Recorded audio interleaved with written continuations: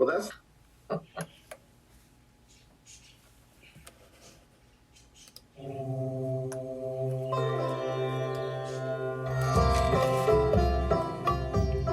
You know, the journey we're on, being human is a very human experience, isn't it? There's this place though where we really want to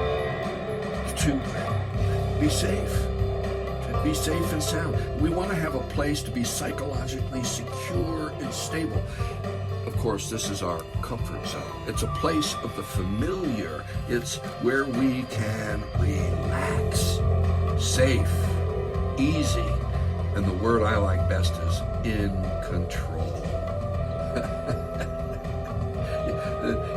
It's said that the comfort zone is a psychological state in which a person feels at ease because they're not being tested. Inside the comfort zone, people don't typically engage in new experiences or take on any new challenges. They only participate in activities that are familiar, making them feel in control of their environment. But it's important to understand that, we're trying to avoid feelings of anxiety, of uncertainty, of those things that do make us feel anxious. Especially, I'll have to say, I'm going to exegete my situation here. I'm a retired guy, man. I feel like there's a part of me that's done taking chances, and yet something still pushes me, and I don't know what it is exactly. I mean, could it be my Calvinistic upbringing, or could it be something is really calling me? Brene Brown says, the comfort zone is where uncertainty, scarcity, and vulnerability are minimized, where we believe we'll have access to enough love, food, talent, time, and admiration, where we feel we have some control. There's that word control again. And, it's hard to leave the comfort zone. It really is. This place where everything I do seems easy. Have you ever noticed when you're going somewhere new in your car, it seems like a long way, and then you come back and you go, seemed a lot longer. Well, when it was new, it was longer. You see, that's the anxiety of, did I miss a turn or this or that? It all adds up. And let's face it, when we're in our comfort zone, we can be confident. It's new experiences again cause for pause and trepidation. And the mind is doing stuff all over the place. Also, when you're in your comfort zone, you're minimizing risk. Although I have to say I fall more at home than I ever do out in the world, but the chances of you experiencing something negative are a lot less. And let's face it, in my home, I'm rejuvenated all the time. And when I do step outside my comfort zone, and then I come back, oh man, this is all the reason to just hang here. And let's face it, when you're in the comfort zone, you get a whole lot less, not just anxiety, but you're expending less energy. Routine tasks, they are like a thought. And yet, it is said that we are entranced by the familiar, and that many studies suggest that we need to get out of our comfort zone for the sake of our wholeness and well-being. Well, yeah, we do. But I have to say, at this point in my life, going to Costco gets me out of my comfort zone. I was a guy that, was always wanting to try something new. Motorcycle jumping was one that we got in a lot of trouble for. I think about my daughter. You're just young. She went bungee jumping, and it was free. It was for a organization for schizophrenia, but you had to do it naked. And she's out there, hey, you want to see a video of me bungee jumping naked? Well, no, not really. I can't say that I do. And I have to say this. I would not have the relationships that I have. I would not have the social stuff that I have many times if not for my wife. Edie, travel. Travel gets you out of your comfort zone. And I have to admit, I don't particularly like it, but when I finally get off the plane, I do. We went to Las Vegas. Talk about out of our comfort zone. Holy mackerel. We got a trip booked for Alaska. I mean, come on, I'm going to get to walk on a glacier every day. Edie says, let's go for a walk. Edie says, hey, there's a new play at this little, theater that only seats 100. Let's go. She says, hey, there's an art exhibit. We should go. It's just an amazing thing when we dare to step out of our comfort zone. It's a great way to build new confidence, to learn new things, and have some fun. There's opportunities for building new relationships. Then those are endless. And I want to say listen to our last podcast, how important relationships are. The more you come in contact with different people, and I have to say, once I get to Costco, it's really interesting because I'm not in a hurry, and I can relax and I can watch people, and it brings a whole different piece. So today we're going to talk about the comfort zone and this place that is our nest. And it's not just a place around us, it's a place within us. And I think that it's important to stretch that always. But if you do the study on comfort zones, there's the stretched comfort zone, and then there's the panic. And that's where the anxiety really sets in. And you don't want that. So today, I just want to talk a little about the comfort zone, getting out of it. And as I get older, it doesn't take a whole lot to get me out of my comfort zone because I've really consolidated it and I have my nest. But you young people, I have friends, young friends, and every day is getting out of their comfort zone. And I go, wow, did I do that? And yeah, I did, but I ain't doing it anymore. So this is kind of a personal podcast today because we're really getting into our own experience and how we're dealing with this. So, Marianne, I'll start with you. I just threw a bunch of stuff out there from Brene Brown to a bunch of other studies. What say you on this front? Well, when I think of comfort zones, the first word that pops into my mind is respite. So I think, when we have a place where we can feel safe and a place where we can feel in control, that gives us time to reflect. It gives us time to recharge. It gives us a place of re-energizing. And then that, I think, gives us the strength to be able to step outside of that comfort zone and to step into unknown situations. Because, that's really what it is. You're stepping into the unknown. And you did mention that there is an internal place too. And I think that when we come to a place, and I've come here in my life where I know that nothing is certain, right? I know that even in my comfort zone, even when I feel safe and secure, I know that can all be changed in a heartbeat from external circumstances. People who live in war zones, people who live in places of extreme conditions.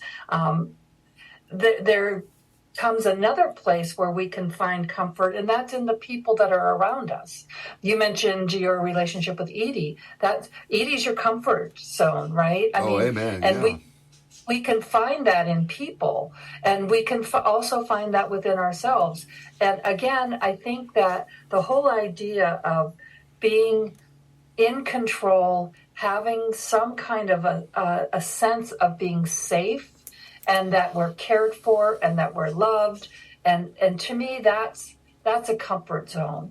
And when we can embrace it, I think we all want to get there. That's going to bring happiness, right? When we can feel safe, secure, and in control. And yet the world works in other ways. Yeah. And so that's kind of where I go with the whole idea of comfort zone, that I've been forced out of my comfort zone many, many times, and it has proven to be amazing. I mean, amazing growth, because you do grow. Not to say that you don't grow within that comfort zone if you are doing your work, but you are forced to see things in a completely different way, and understanding the limits of your control, what you can control and what you can't. Yeah. And, I'm thinking, as you said, something, it gives you a place to step out of into the world in some ways. I think of my work with the homeless and how important that place is to finally set up a home camp, a homestead, however you want to talk about it. But I think there's a language of a warmth and the hearth, Right. and things like that. How about you, Bob? Yeah, you mentioned being retired, and as you well know, I am also retired.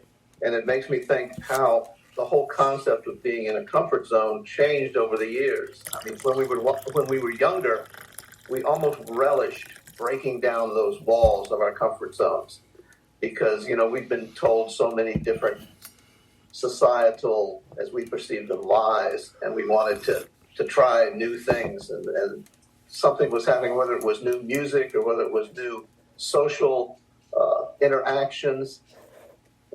We were constantly pushing those boundaries. And as you get older, you sort of ease back on that, and you find a more relaxed way of dealing with your comfort zones and moving out. And of course, there's, you can look at it as a physical thing. There's physical comfort zones, there's mental comfort zones, there's intellectual comfort zones, and all of those things are interacting within ourselves.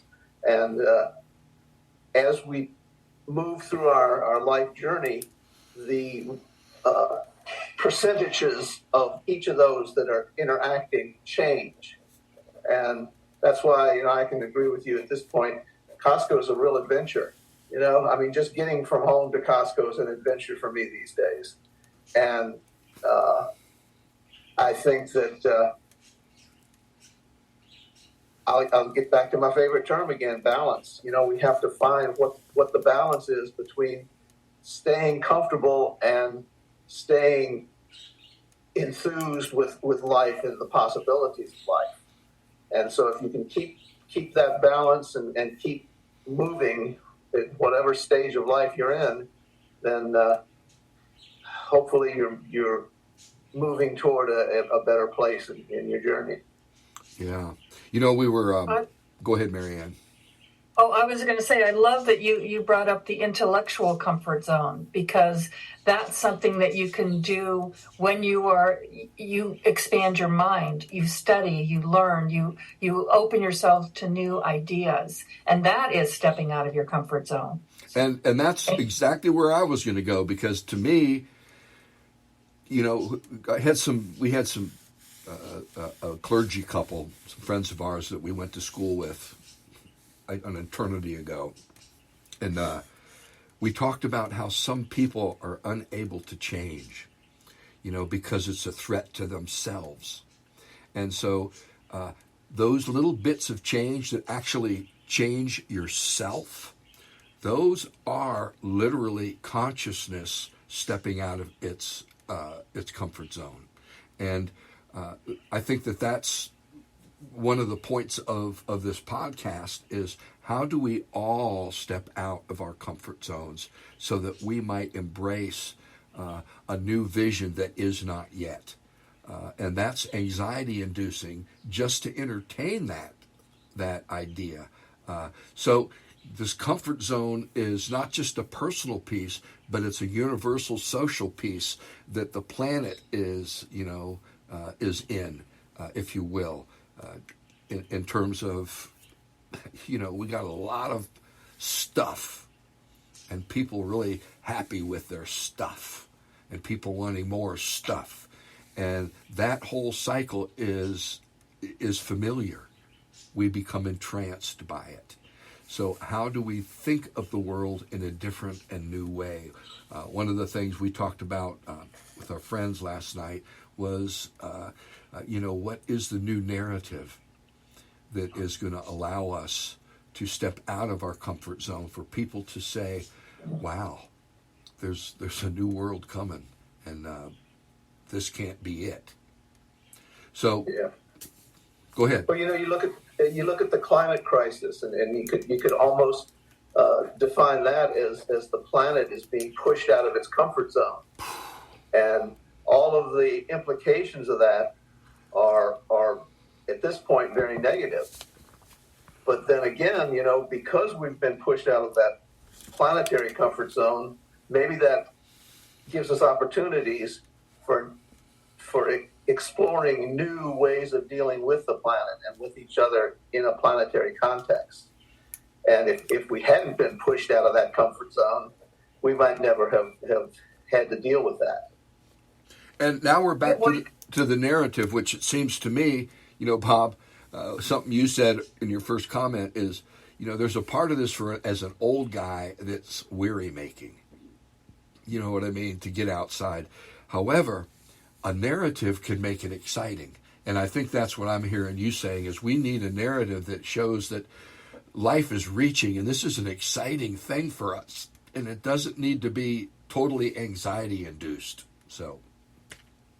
Well, and it also opens us up to creativity and being able to be creative. When you talk about the climate, we have an opportunity to engage in new ways of dealing of what our place is in relation to the planet. And there's a lot of creativity happening around that that may or may not have ever come about if we hadn't been pushed to it. So yeah.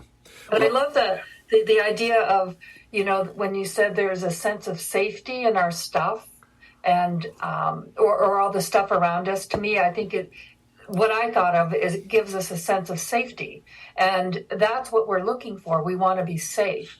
And to be able to find a sense of safety in the unpredictable, in the world, I think is going to again, take creative ways to be able to understand what's happening within us. And I don't want to, say that stuff is bad, because I don't think stuff, I've watched a homeless person move into an empty apartment and then put their pictures on the wall, the few things they had, they put around them, and all of a sudden it was a home. That's our soul. So, I'm in my studio. This is close to the center of my soul place. I feel I have access to a whole lot of stuff. Yeah. But, Marianne, you said something important earlier, and that was that external forces can force you out of your comfort zone. And I think that the whole idea of how we relate to what is comfortable and what is safe and so forth, with a realization that things can change, and just because they change doesn't mean that there can't be a new level of comfort or a new way of approaching comfort that, even if it's forced upon you, might be a good thing.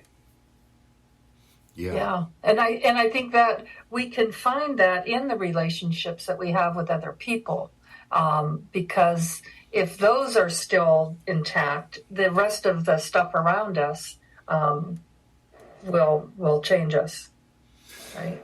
And how do you, again, we're back to create a narrative that makes this part of everybody's life, that stepping in and out of one's comfort zone.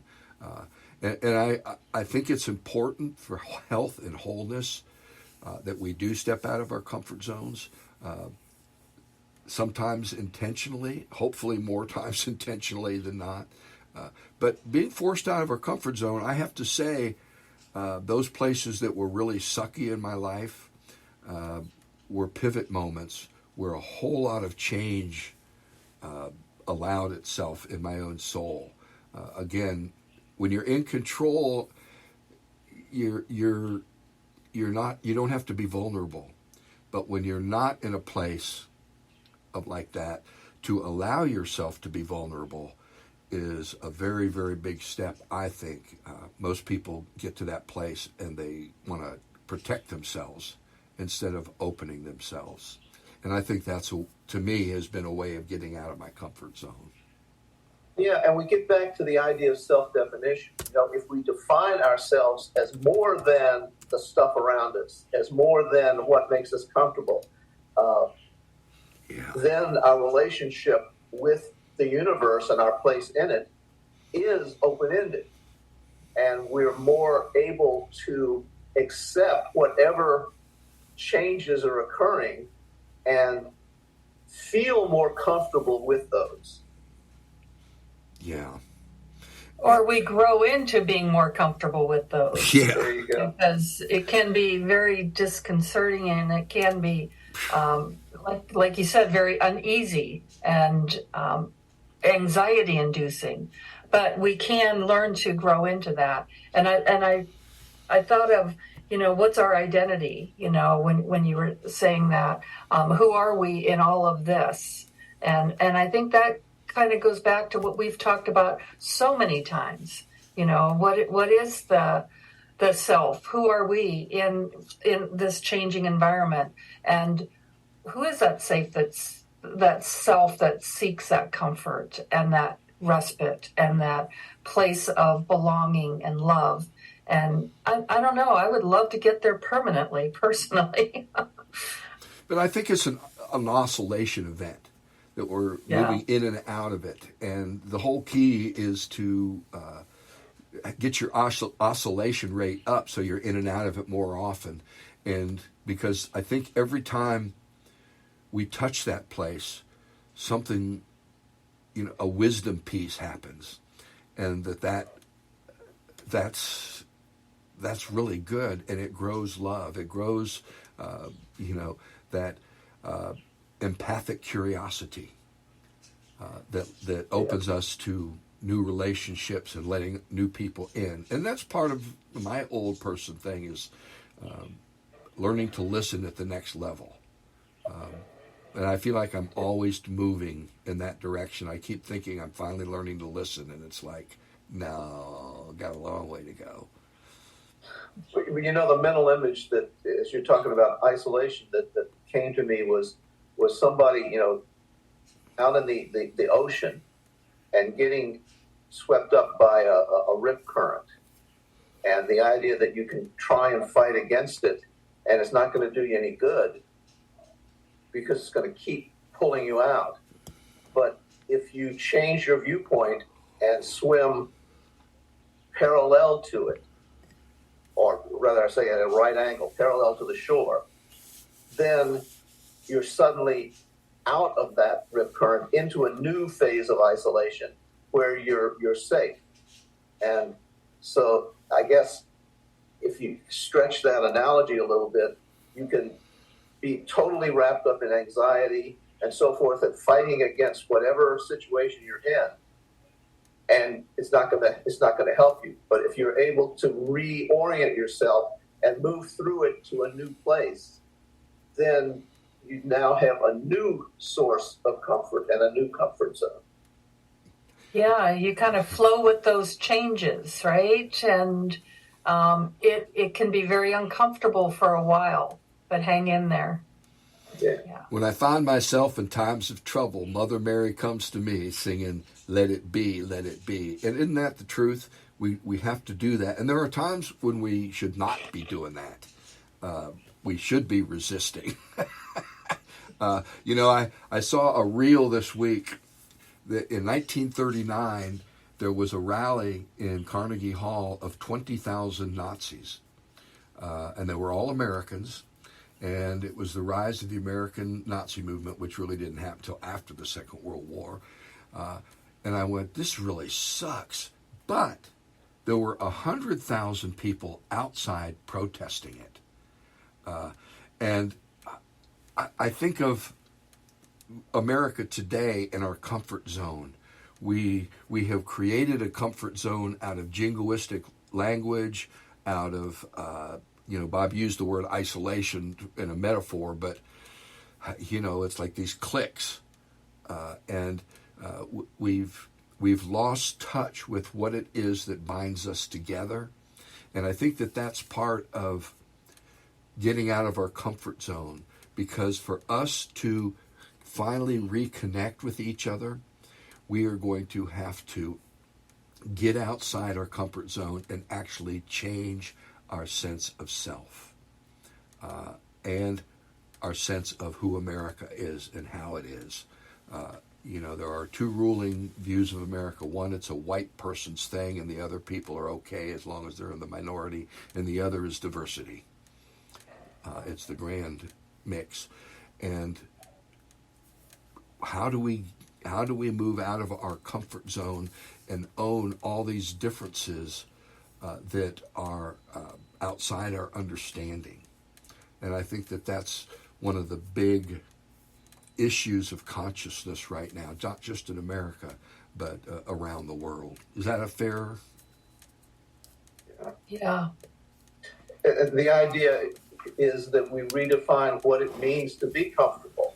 That a comfort zone may be more of a sedative than anything else. And if we remain there, then we're not evolving. We're not moving to examine and apply new ideas and new ways of looking at things that help us expand our sense of self.